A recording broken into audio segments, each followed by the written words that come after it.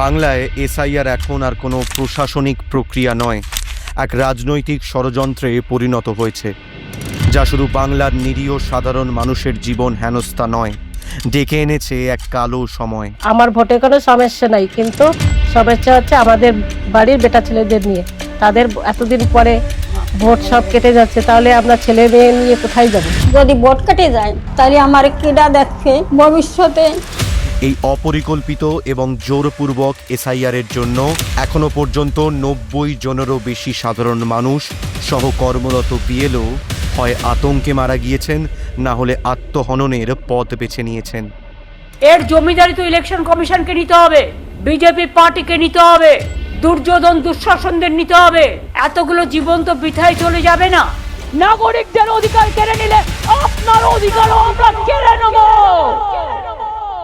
কিন্তু আমাদের মাননীয় মুখ্যমন্ত্রী মমতা বন্দ্যোপাধ্যায় রাজ্যের মানুষের এই চরম দুর্দশা কাটানোর জন্য একাধিকবার মুখ্য নির্বাচন কমিশনার জ্ঞানেশ কুমারকে চিঠি লিখলেও কোনো সদুত্তর পাননি। লজ্জা লজ্জা লজ্জা!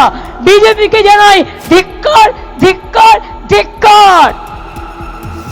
সাধারণ মানুষের সাহায্যের জন্য মে আই হেল্প ইউ শিবির চালু করেছেন এবং সর্বোপরি মানুষের ভোটাধিকার রক্ষার্থে সুপ্রিম কোর্টে পর্যন্ত গিয়েছেন।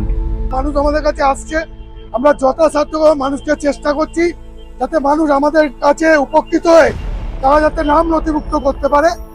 আমরা এই জন্য আপনার চেষ্টা করছি, সাধারণ মানুষের জন্য আমরা এগিয়ে আসছি, তারাও আমাদের কাছে এগিয়ে আসছে। এই তো আমাদের দিদি তো করছে, এই তো আমাদের দিদি তো আমাদেরকে করছে, ক্যাম্পগুলো হচ্ছে বলেই তো আমরা সুবিধা পাচ্ছি।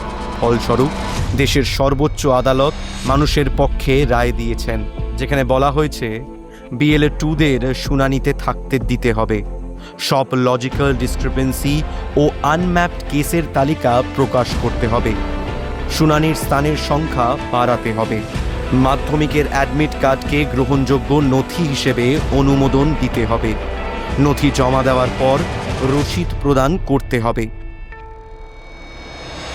এই জয় শুধু মানুষের জয় নয়, এই বাংলার জয়, গণতন্ত্রের জয়।